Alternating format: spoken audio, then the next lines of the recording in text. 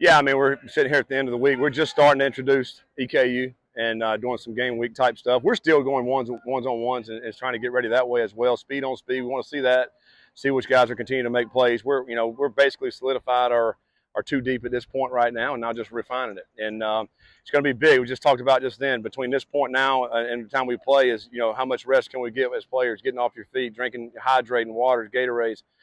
Today was the hottest day we've had, and which is great for us. We don't know how the weather's going to be next Saturday. I mean, it could be just like this. So it's great prep for us. But I think we're in great shape right now, and we're excited. We're ready to play somebody else. We're tired of hitting each other.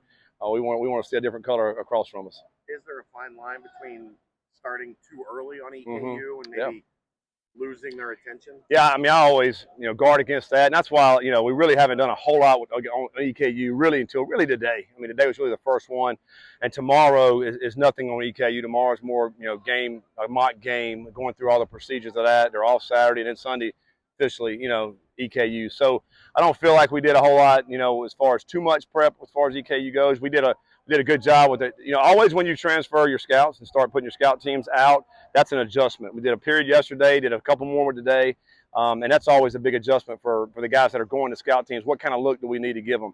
But I thought those guys did a great job because obviously it's a team effort. We're going to take everybody. I feel like when people talk about this team, Coach, they talk about the knowns on the defense and the unknowns on the offense. You know more about it than anyone at this point.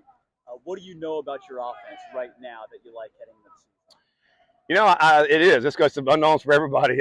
We see them every day, but have not seen them perform in a game. And I think when the lights come on and you're playing a game, we're kicking this thing off. We're going to learn a lot. We'll learn a lot, too, about ourselves offensively. But I do think we got some weapons on the outside at receiver. Those guys have really done great. I mean, we got some big guys. We got some fast little guys.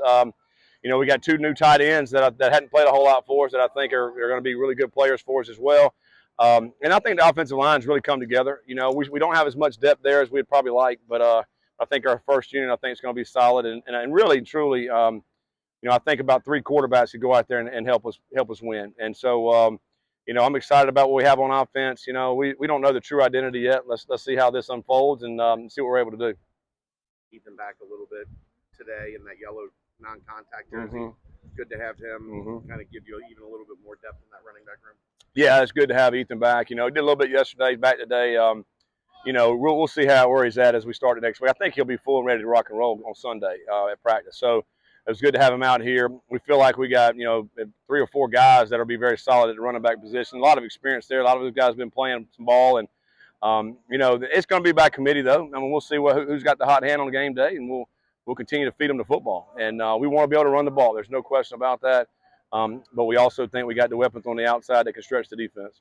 Looking at your offenses at Louisville, there was a lot of carries spread around. Yeah. Nobody, it didn't look like there was a number one back per se. Yeah. Is that just philosophy because of how much you want to run? Well, I mean, our first year, David Hawkins broke the school record for rushing, so he got most of the carries. He had 1,500 yards rushing. And I think if you got one stud, then you're going to give him the rock. I think. Right now, I think on this team, there's been a couple guys that have really, proven they can do it, but not just one. That's head and shoulders above the rest. And so when it's that way for me, I think, all right, we'll let this thing play out a little bit, and we'll see who deserves it, who deserves to carry the ball. And the guy who's doing a great job with that, playing well without the ball, will be the guy who gets the most carries and the most opportunity to play. You were a quarterback, and Thomas was a quarterback, and Brad Glenn is coaching quarterbacks. How is that beneficial with all your quarterbacks and deciding who goes in, when, and who, obviously well, guys? I think the benefit of having really all three of us is you see it through those lenses. And so, when you're working an offense, you want to see it through the quarterback's eyes and how he sees things. And so when you're putting together a game plan, we want to make it very efficient for that quarterback so he doesn't have to do a ton of thinking, so he can make his reads and play fast and let the guys play fast. And I think so really with the experience that all three of us have, it's just more of a benefit when we're putting together a game plan and figuring out what we need to do offensively. Are there any spots in the two deep that you feel like maybe could flip, or somebody could take an advantage in the second level and get up to that first level with a big performance against EKU?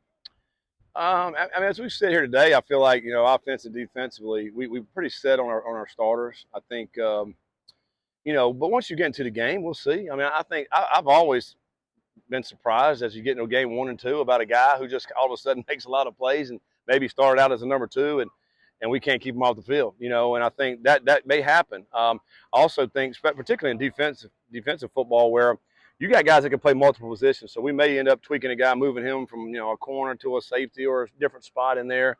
I think a lot of those guys are interchangeable. So that'll be interesting to see. I do think our defense has been flying around. I mean, I'm excited to see those guys play next Saturday. One more for Coach. Guys played multiple spots. DJ Taylor been out of practice the last couple of days. Any update on him? Not yet. I mean, we should know something by this evening. If he can get back out and start practicing tomorrow, hopefully we got a good prognosis on that. I mean, he's ready to go, and yeah, that's kind of the biggest question mark right now would be DJ, and certainly by Sunday we'll have an answer on that. Thanks, Coach. All right, thanks, guys.